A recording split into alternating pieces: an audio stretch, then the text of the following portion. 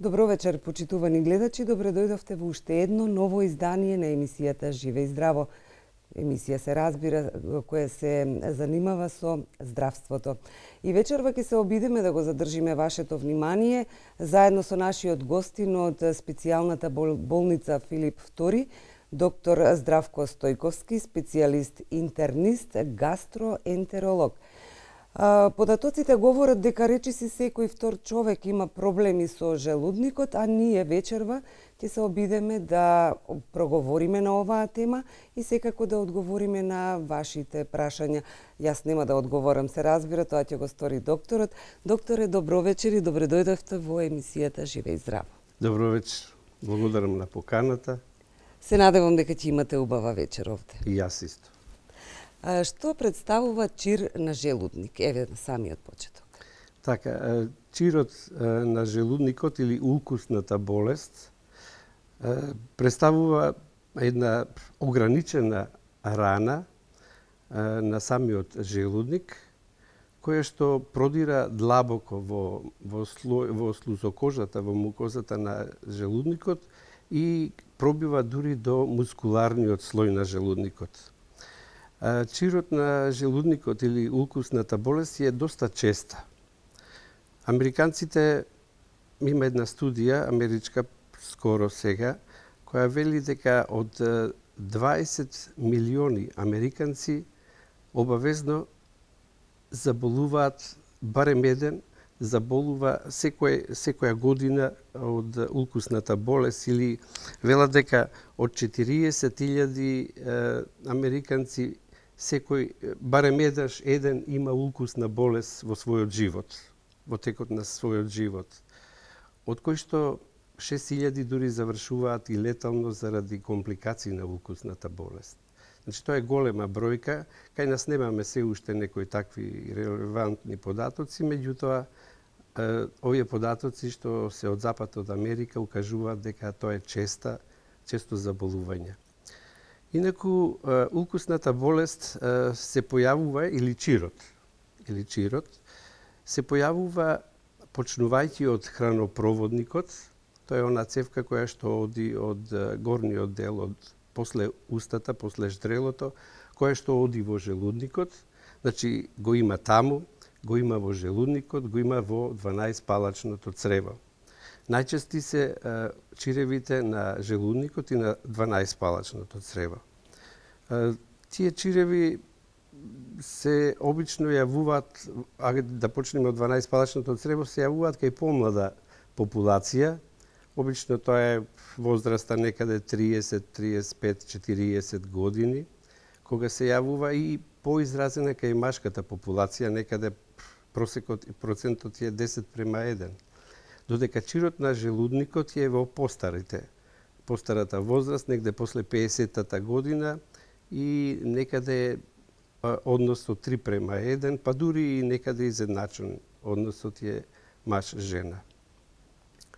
Инаку, улкусната болест, како улкусна болест, да се јави улкусна болест, порано постоеле мислења дека, тоа е познатото Шварцово правило, дека ако нема киселина, нема улкус. Меѓутоа, денеска е променето, сосема е променето тоа мислење, и повеќе би одговарало едно мислење дека ако нема хеликобактер пилори, нема улкусна болест.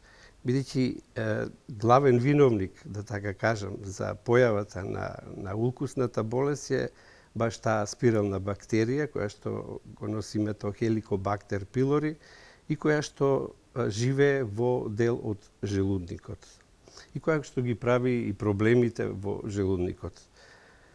Таа бактерија бара бара кисела средина, а таква средина наоѓа во желудникот, бидејќи таму се излачуваат желудниковата киселина HCl и ензимот пепсин, кој што се кисели и кој што придонесува да таа бактерија се размножува. Она мирува во еден период, мирува за цело време, се вгнездува во слојот, во слузницата на желудникот.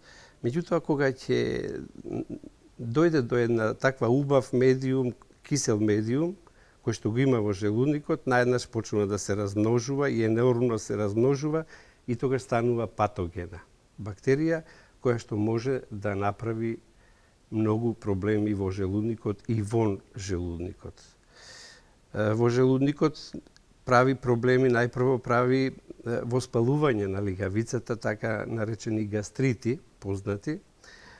Понатака може да направи овие чиреви за кои што зборуваме вечерва, а може да направи и уште поголеми работи, може да направи и тумори, карциноми, кои што се, за жал, се почести во денешната популација. Така. Како се диагностицира?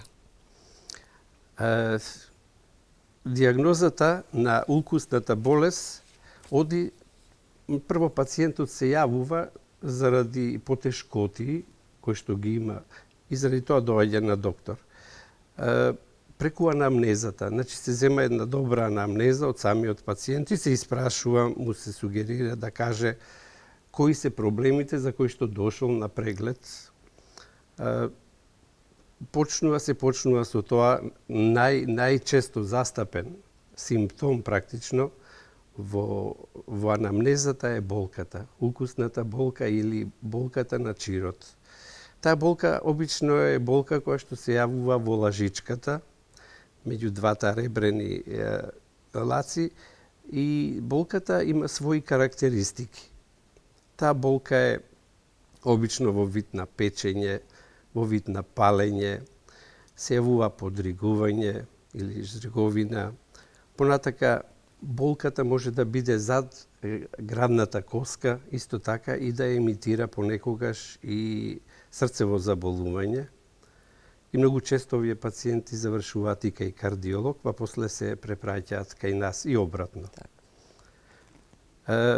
Понатака пациентот може да има, тоа се најчестите, таа болка заради која што се јавува.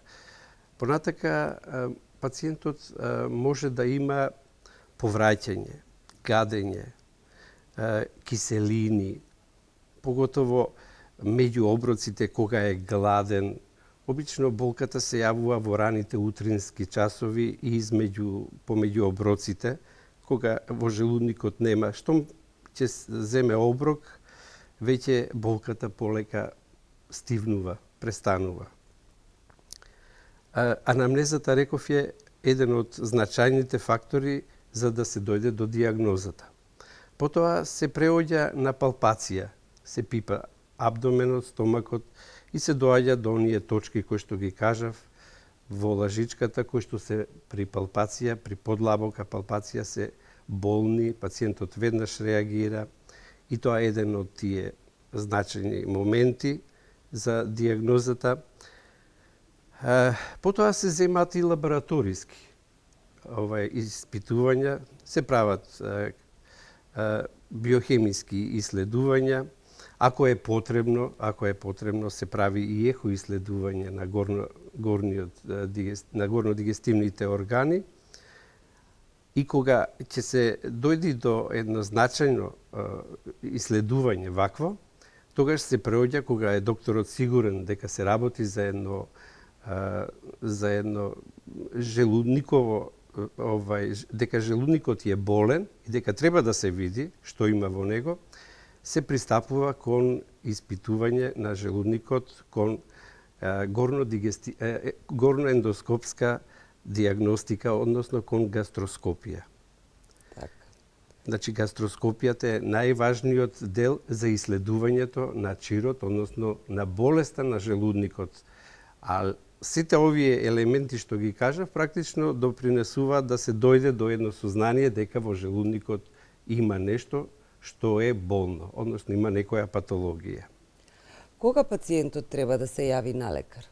Па еве, пред малце ова што го кажав, значи овие симптоми што ги има, ако продолжат симптомите еден ден, 2 дена, една недела, не треба да се чека.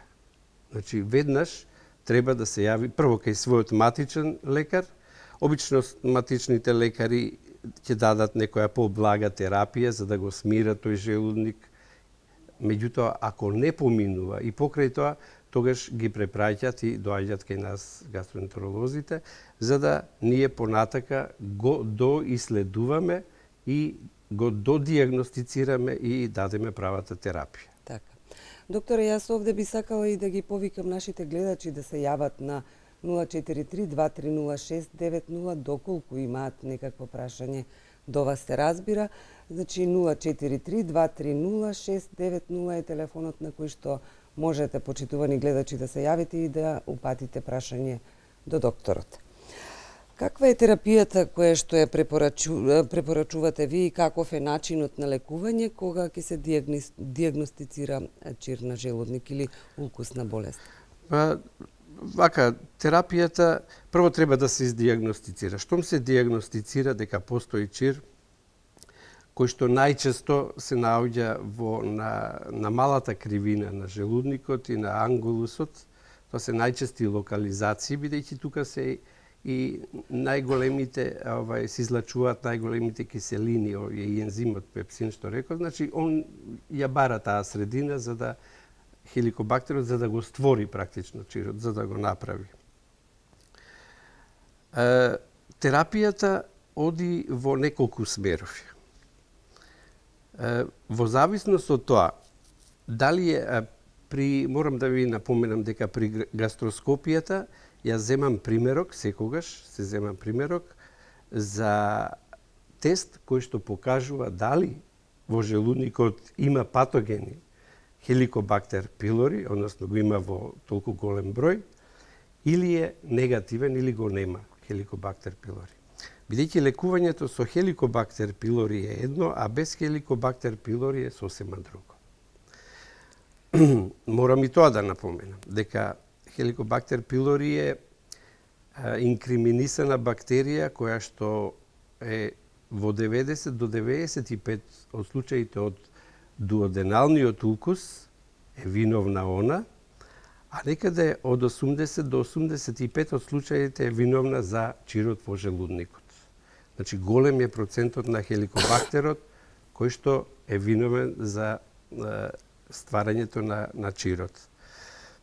Во колку е позитивен, значи во колку има хеликобактер, тој брз уреаза тест, така му е името, со ова што се зема, значи со гастроскопијата. За 20 на минути ние го имаме веќе тестот готов и према него се ориентираме во начинот на лекувањето. Тројна терапија, така наречена тројна терапија, во која што има 2 антибиотика и еден инхибитор на протонска пумпа. Тоа се нови лекови, нови релативно, не се многу нови, меѓутоа лекови кои што скоро секој 2-3 години имаат по некоја нова генерација од тие инхибитори на протонска пумпа. Тие тројни лекови, таа тројна терапија се дава 7 дена, 14 дена, во зависност од тоа каква е улцерацијата, каков е чирот, колку е голем, колку е длабок, на кое место се наоѓа, разбирате. А тоа сето се гледа преку ендоскопијата, односно со гастроскопијата. Затоа неминовно е, значи секое заболување на желудникот да се направи гастроскопијата. Да продолжиме за терапијата. Так. Во колку е негативен пациентот, постојат повеќе, например, нема хеликобактер пилори изолиран од местото каде што треба каде што живее во желудникот, тогаш се оди, обично се оди во колку е само еден гастрит, едно мало воспалување, нема чир на желудникот, се оди со така наречени антациди или моментални ублажувачи на киселината, бидејќи обично имаат киселина тие пациенти, се жалат на штриговина и така натака, се даваат тие, моментално делуваат, меѓутоа не излекуваат, ме разбирате. Понатака, друга група на лекови е H2 блокерите. H2 блокерите се стара група на лекови кои што се даваат и за улкусна и за чирот, меѓутоа и за овие гастрити на желудникот. Тие лекови од нив познати се кај нас во народот се познати ранитидините, раниталот, ранисанот, понатака фамосанот, фамотидинската група, исто така. И тие се даваат меѓутоа, ако и овие два лека не помогнат и понатака има, тогаш се оди на оваа група што ја кажав, инхибитори на протонска пумпа, се почнува со можеби мала повеќе поголема доза, па потоа дозата се смалува, се оди месец, се оди два, пак во зависност од секој случај. Значи, не може да се така даде едно правило кое што мора така да биде. Секој индивидуа има различен чир на различно место, со различна длабочина, ме разбирате, и различна лигавица на желудникот.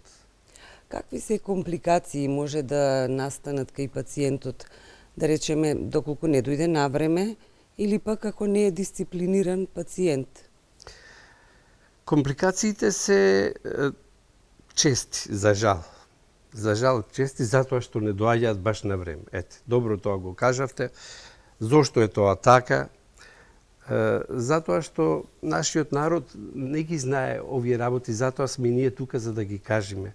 Значи, треба да се доаѓа. Ви кажав кога треба, кога ме прашавте пациентот да дојде. Значи, неколку дена, ако ви гледа дека не помага, нема помош, има и понатака болки, мора да дојде на преглед. Обавезно треба да дојде. Една од големите и главни компликации на улкусната болест на чирот на желудникот е крварењето. Значи, многу често знае да прокрвари чирот. Во зависност од локацијата, и ако е веќе голем чир, ако е длабок, крварењето пациентот ќе го забележи ако поврати свежа крв или потемна крв, ако има црна столица, катранеста столица, ако добие, тоа веќе знак дека има крварење во желудникот. И веднаш треба да се јави на гастроентеролог, да се направи гастроскопија и да се сопре тоа крварење. Бидејќи ние и ги сопираме тие крварења, во Филип II имаме изврсни изворени инструменти за ендоскопија. Постојат повеќе методи на сопирање на тоа крварење, со склерозација, се даваат различни средства за адреналински инјекции околу во самиот чир, ме разбирате, за се сопре крварењето. Значи, постојат повеќе начини, повеќе методи, пак во зависност од тоа што ќе се најди кога ќе се направи гастроскопија. Ме разбирате. Понатака, доста важна и значајна е од компликациите, кога веќе зборуваме за компликациите, и перфорацијата на чирот. Значи, практично, чирот перфорира надвор во стомачната шуплина. Прави дупка во желудникот и перфорира во стомачната шуплина и тогаш е тоа веќе многу лоша диагноза и мора пациентот веднаш да биде хоспитализиран и опериран. Тогаш веќе тука е хирургот кој што ја прави операцијата, тука веќе ние не можеме да помогнеме. И би спомнал една од компликациите и стенозата. Стенозата, тоа значи стеснување.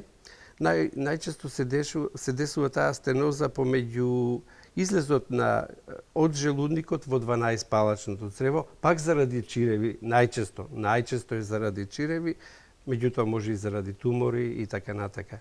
И стенозите се исто така хирушки, се решаваат со хирушки интервенции. Така, ја споменавте Helicobacter pylori бактеријата, што истата представува и како доаѓа до до создавање на истата во човековиот организам? Вака, тој е одамна пронајдена бактерија, некаде 1893, ќе малце вака зачудувачки делува. Меѓутоа, долги години не се водело сметка. Се знаело дека ја има некоја бактерија, кампилобактер прво ја викале, па хеликобактер и така натака. Се менувале нејзините имиња и оставена, била заборавена. Во последните 20 на 30 години повторно се дава големо значење, се испитува многу повеќе него порано и се доаѓа до оние сознанија што ви ги кажав дека е инкриминисана во голем процент за улкусната болест во 12-палачното црево и во желудникот. Таа е бактерија, спирална бактерија, која што е најчесто преку фекално-орален пат се пренесува од едена на друга особа. Што значи тоа? Значи преку фекалиите кои што се заразени со хеликобактер, преку нечисти раце, преку вода, ме разбирате, се заразува и другата особа. Тоа е најчестиот фекало-орален пат на пренесување. Инаку, таја се пренесува и има и кај младата популација, за жал. Меѓутоа, кога е во оптимална една бројка, таа не е патогена и не ствара никакви проблеми. Ама кога ќе си најди средина, она што спомнав, кисела средина во желудникот, уште покисела од онаа што ја има, таа почнува да се размножува и тогаш станува патогена и тогаш е опасна. Така, кој е начинот да се излечи оваа бактерија? Оној што ви го кажа, значи преку тројната терапија. Так. Тројната терапија е единствената која што може да ја излечи и конечно. Чирот обично се лекува 5 до 7 недели, некаде порано, некаде покасно, зависи пак индивидуално е тоа. Меѓутоа е периодот за кој што треба да се лекува. Тоа значи за цело време се прима, оваа тројна терапија се прима 7 или 14 дена, а потоа се продолжува само со инхибитор на протонска пумпа, се дава уште месец, два, пак зависи од пациентот. Дали треба еднаш, два пати, три пати да се даде. Значи зависи од самиот пациент и од чирот што го има. Така. Колку начинот на живот и исхраната делува на добивање на хеликобактер пилори или пак чир на желудник?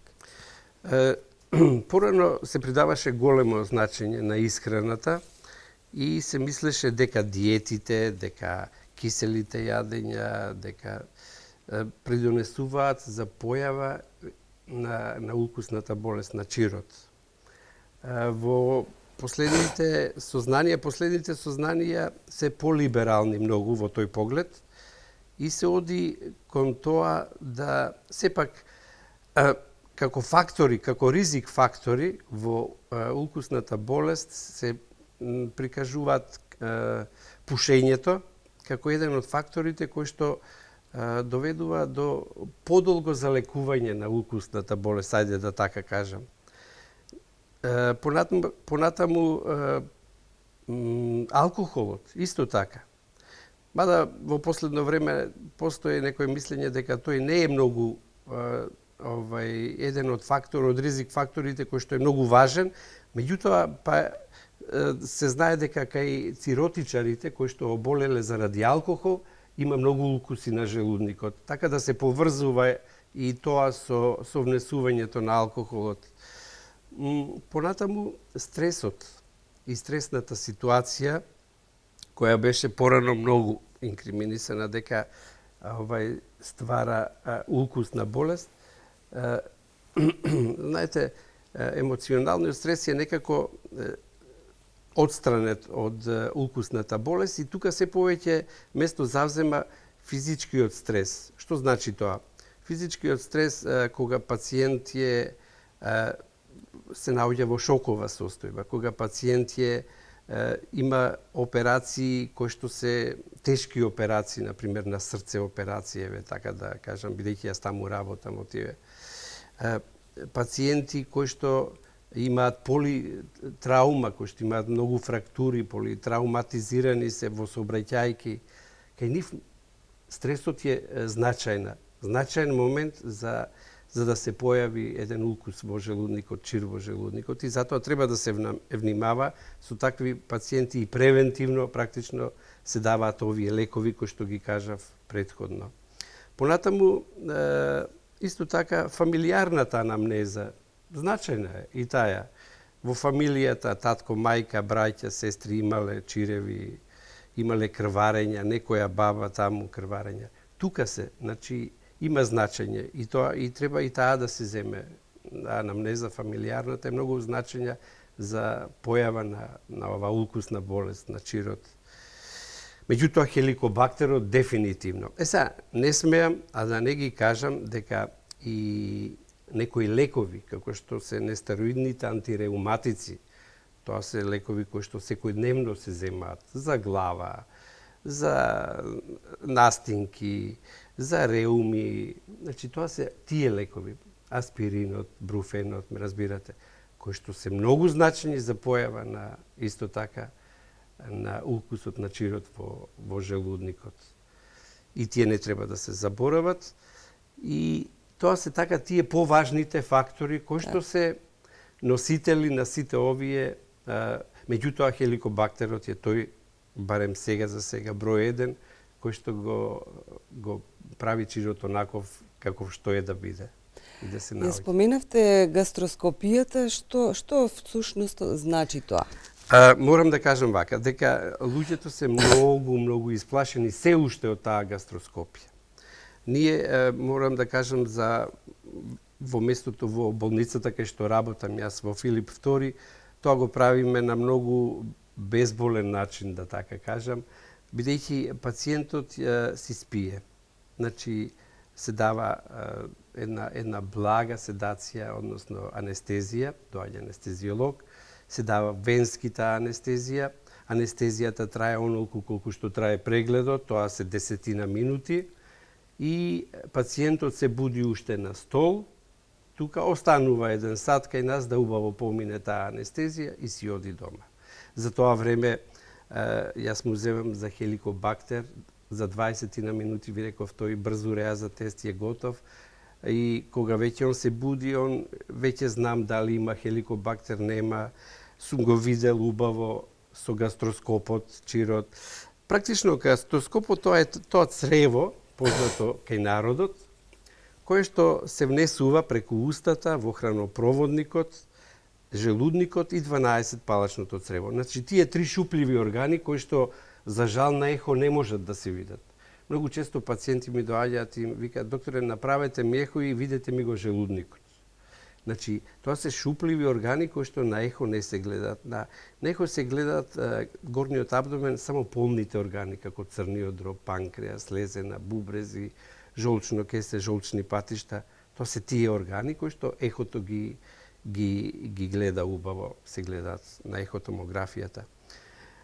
Почнав за гастроскопијата, значи тоа црево влегува таму безболно, значи методата и без анестезија е безболна.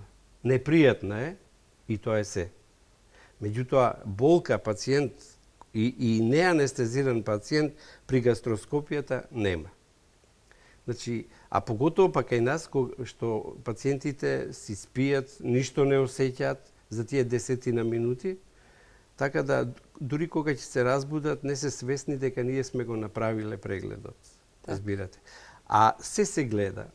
Сватете дека практично целиот хранопроводник, секој милиметар на хранопроводникот, секоја промена на хранопроводникот, секоја промена на желудникот, разбирате, во колку има некои полипи, јас додека спие пациентот ги сечам полипите, ги земам, ги ставаме у флашичка, па ги праќаме на патохистолошко исследување.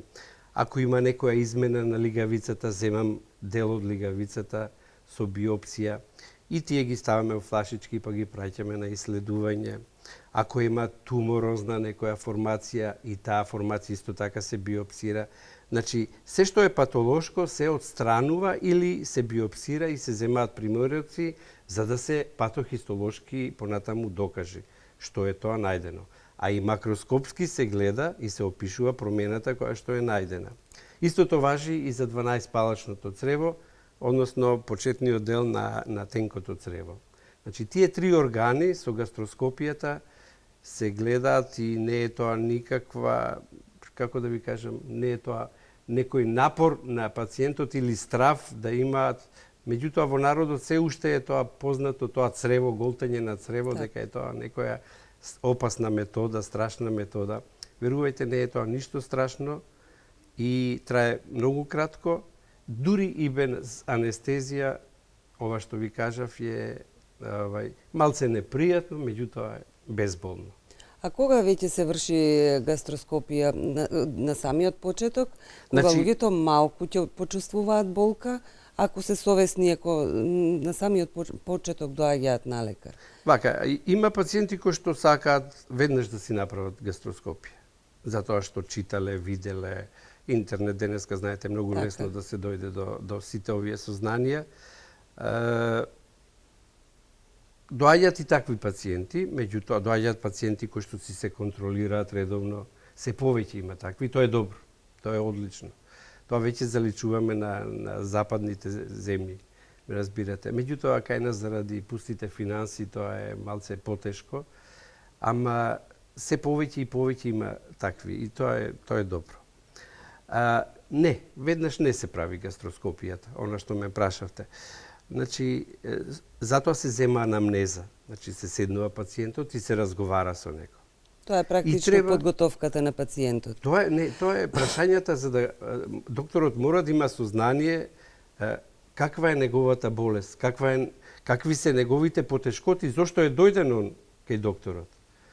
И пациентот многу едноставно си ги кажува маките, проблемите, а докторот црпи сознание преку тој начин на иследување. Кога се јавуваат болките, ноќе ли се јавуваат, дење ли се јавуваат, после јадење ли се јавуваат, пред јадење се јавуваат. Тоа е она исцрпна анамнеза што се зема од пациентот, потоа се преоѓа на она што ви кажав, тој физикален преглед, со палпација на стомакот, на органите кои што се во стомакот, и се доаѓа до некој сознание дали пациентот треба веднаш да направи гастроскопија, дали ќе му се даде од оние лекови кои што ви ги кажав претходно, па да се види дали ќе помине тоа, ќе му се нагласи дека треба да дојде за 15 дена на контрола или за месец дена, за тоа време да ги зема тие лекарства, ме разбирате? Или пак веднаш ќе докторот, тоа е тој докторот кој што ќе му уочи дека треба веднаш да направиме гастроскопија или убаво би било да направиме гастроскопија, а пациентот е тој што решава сигурно дали ќе се прави или не. Што се случува после гастроскопијата? После гастроскопијата пациентот, ако бил во анестезија, го носиме во посебна просторија, заедно на количката, он се разбудува веднаш. Значи, веднаш после гастроскопијата се буди. Тоа е краткотрајна анестезија. Значи, краткотрајна анестезија се буди и после тоа пациентот се пренесува во просторија во која што останува уште 1 сат. Се разбира за цело време се мониторира основните негови функции, притисок, пулс. Така да ЕКГ има, постојано се мониторира, се дава кислород преку нос, така да пациентот е цело време буден и полека се разбудува. За 1 сат е тој сосема буден од анестезијата и тој си станува, доаѓа кај докторот, кај мене, јас му објаснувам, му кажувам, заедно со родбината, што е најдено, што треба понатаму да се прави и си оди дома. Дали е можно да се случат некакви компликации при гастроскопија? Многу ретки се компликации. Се разбира, компликации може да се случат секаде, ме разбирате. Компликација кај гастроскопијата, ја морам да ви кажам дека, фала Богу, не сум имал до сега никакви компликации. Меѓутоа, може перфорација да настане. Значи, со инструментот да се пробуши, рецимо, желудникот, ме разбирате. Меѓутоа, тоа се, како да кажам, може би кај почетници, кај ендоскописти кои што тоа го почнуваат, или кај груби, или кај пациенти кои што се немирни, пациенти кои што сакаат да го вадат инструментот од уста. Има секакви, ме разбирате. Меѓутоа, компликациите може крварење да настане, мало крварење со додир на инструментот, ако пациентот се разбудил па направил некој. Меѓутоа нема. Компликациите се минимални, и дури ги нема. Така. Во претходниот разговор проговоривте за тоа дека како можни ризик фактори може да бидат земањето на антибиотици на своја рака или... Реков нестероидни антиреуматици. Тоа се оние лековите, меѓутоа и антибиотиците. Така. Можат и антибиотиците. Ова аспиринот, ацисалот, за глава, те не знам, пливадони, кркадони, што викам ја, разни, тие дони даваат проблеми на лигавицата на желудникот, ме разбирате, допринесуваат. Они можеби нема да направат чир во моментот, а може некогаш и веднаш да направат чир. Верувајте, некогаш и 1 до 2 таблетки на аспирин може да направат чир на желудникот. И тоа се дешава. Така. И тоа се дешава.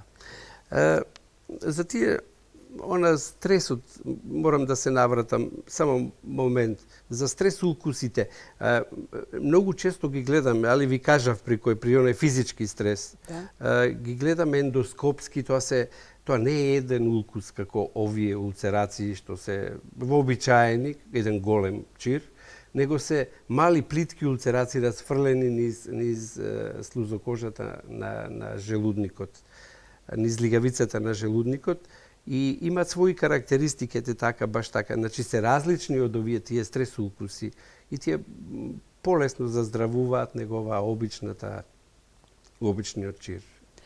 Во нашето секојдневно живење и сите ние имаме некакви примери кога на некој од нашите блиски или подалечни ќе добијат некаква киселина во самиот желудник, па на своја рака ајде ќе земам еден ранетидин или нешто такво. Дали е тоа исправно? Знаете што, тоа е исправно ако се дешава еднаш сега, па после 2 месеца се дешава.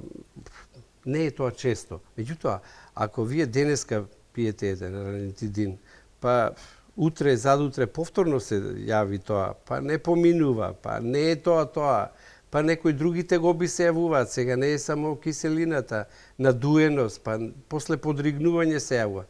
Тоа е веќе алармантно и тоа е веќе знак дека треба да се дојде на доктор. Така. Докторе, што е она што вие како превентива ќе го препорачате за гледачите, за општо за пациентите, како да се заштитиме за да не дојде до ваков вид на болести? Па како да се заштитиме? Храната е важна. Исхраната е важен момент во денешницата, па и за укусната болест, мада ви кажав што е најважниот момент и кои се тие фактори, ризик фактори за појавата на чирот. Исхраната е важна за долгорочноста на укусната болест на чирот. Дали ќе биде 5 недели, 7 недели, дали ќе биде 4 недели и ќе заздрави, или со месеци. Има и такви чиреви кои што со месеци не можат да се лекуваат. Тврдокорни такви чиреви. Исхраната, мали чести оброци да бидат, да не се јади еднаш дневно, ме разбирате. Не е тоа убаво, за желудникот не е убаво. Не е убаво заради киселините, заради ензимите што се јавуваат таму. Не е убаво да се внесуваат големи количини масна храна. Пак, јас морам да нагласам дека за чирот не е многу битно во последно време, овие последните сознанија ова, меѓутоа за желудникот е битно, ме разбирате. Не е убаво прашеници, запршки да се внесуваат, не е убаво. Убаво е варена храна да биде, разноврсна да биде храната, зеленчуци, овошје, млечни производи. Дали зачините исто така имаат? Зачините нека се употребуваат, меѓутоа да не биде тоа претерано. Претерано луто, претерано бибер, претерано кисело, така. Ме разбирате? Так. Се што е умерено е добро. И треба да се внесува. Не е тоа ништо страшно. Ви велам, последните сознанија даваат дека за да се појави чиро, овие елементи не се многу важни. Важен се хеликобактерот. Меѓутоа, овие елементи пак се важни за дали чирот ќе го имаме за 4 недели излечен или за 7 или за 10 недели. Значи, сепак има влијание храната врз самата укусна болест врз чирот. Од вашето искуство, на која возраст најчесто луѓето заболуваат од оваа болест? Јас спомнав дека чирот на 12-палачното црево се јавува обично 30-та, 35-та, 40-та година тука. Чиревите ги има кај сите. Се разбира, кај тинејџерите се многу малце, кај децата се уште многу помалце, ме разбирате. Меѓутоа, ова кога кажувам, значи, оваа возраст се јавуваат укусите чиревите 30-35-та година кај на 12-палачното црево. Во желудникот чиревите се јавуваат нешто подоцна, нешто после 50-та, после 60-та година, значи кај повозрастната популација, чирот на желудникот.